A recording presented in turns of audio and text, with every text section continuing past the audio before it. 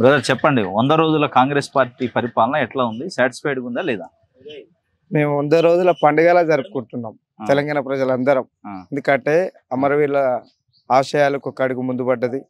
ఇవాళ తెలంగాణ ఉద్యమంలో కాంగ్రెస్ పార్టీ రానికి ఉద్యమం చేసిన వాళ్ళందరికీ పూర్తి స్థాయిలో సంతోషంతో ఉండి 100 రోజుల పండుగ జరుపుకుంటా ఉన్నాం. కొంతమంది ఏమొచ్చింది అంటే జాబ్ క్యాలెండర్ ఇలా 34,000 ఉద్యోగాలు ఇచ్చినాం.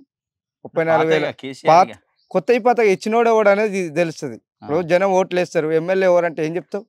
పాతోడు కొత్తోడు అంటావా? గెలిచినోడి పేరు చెప్తాం.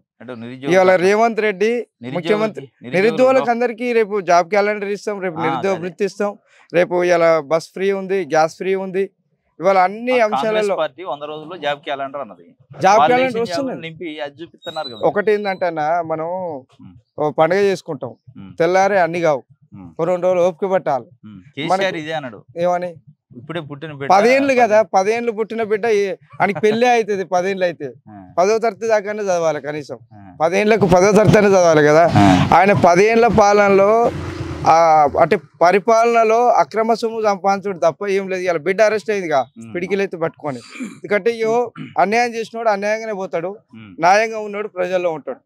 100 రోజుల పాలనలో ప్రజలు చాలా హ్యాపీగా ఉన్నారు. ఇంకోటి రైతు బంధు విషయం మీరు అడగబోతాను, నేను చెప్తా ఉన్నా. రైతు బంధు వాళ్ళ లెక్క మేము 5,000కి ఇవ్వం, ప్రజలకు ఇస్తాం. 5 ఎకరాల 10 ఎకరాల మధ్యలో ఉన్న రైతుల వ్యత్యాసాన్ని వాళ్ళ మీద పూర్తి సర్వే చేసి ప్రజలకే ఇస్తాం అంటున్నా. అదే 3 నెలల్లో సర్వే జరగాలి కదా. ఇప్పుడు 5,000 కోసం ఇవ్వడం వద్దు అని 5,000కి ఆపినాం. మల్లారెడ్డికి 100 ఎకరాలు ఉంది, పల్లెప్రాయం రెడ్డికి 100 ఎకరాలు ఉంది, పల్లె రాజేశ్వర రెడ్డికి 100 ఎకరాలు ఉంది. ఇట్లా 100 ఎకరాలు ఉన్నోనికి వద్దు, 5 ఎకరాలు 10 ఎకరాలు ఉన్నోనికి ఇవ్వాలని సర్వే జరుగుతుంది. ధరణి మీద సర్వే జరుగుతుంది.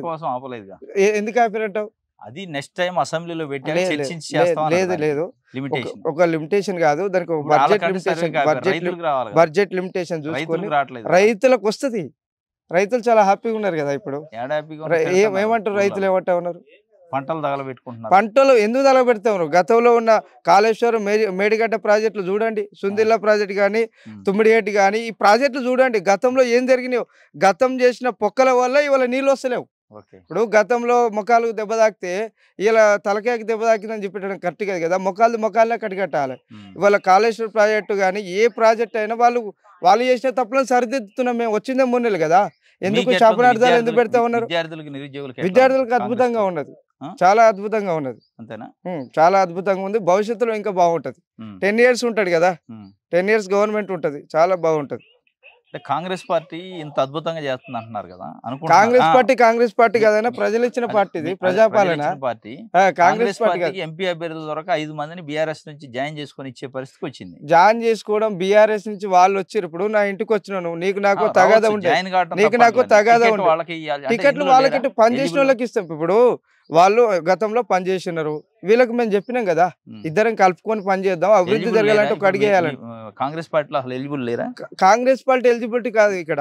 ఎందుకంటే ఎలిజిబిలిటీ అనేది వాళ్ళిద్దరు అండర్స్టాండింగ్ ఉన్నది. మరి ఎలిజిబిలిటీ అని 3వ వ్యక్తి ఎందుకు? వాళ్ళిద్దరు ఎలిజిబిలిటీ అని మాట్లాడుకుంటేనే కదా ఆయన అడగాలి కదా వచ్చి. నేను ఎలిజిబిలిటీ అని చెప్తలేడు కదా. మేమిద్దరం కలిసి పనిచేస్తాను. ఆయన ఆలోచన విధానం తీసుకునే నేను జాయిన్ చేసుకున్నాం. ఓ ఇన్ఛార్జ్ ఉండు మల్కాజ్గిరికి, ఆయన ఆలోచన తీసుకునే కదా. మైనంపల్లి హనుమంతరావు ఇన్ఛార్జ్ తీసుకునే కదా. అద్భుతంగా ఉన్నది. 100 రోజుల పాలన ఉంటుంది. మార్కులు అనేది ఉండదు, పరిపాలన చేసుకుంటూ పోతాం మేము. ప్రజల గుండెల్లో ఉన్నాం. మార్కులు వేస్తారా గుండెలకు? ప్రజల హృదయాలను ఎన్ని మార్కులు వేస్తాం చెప్పు? Thank you.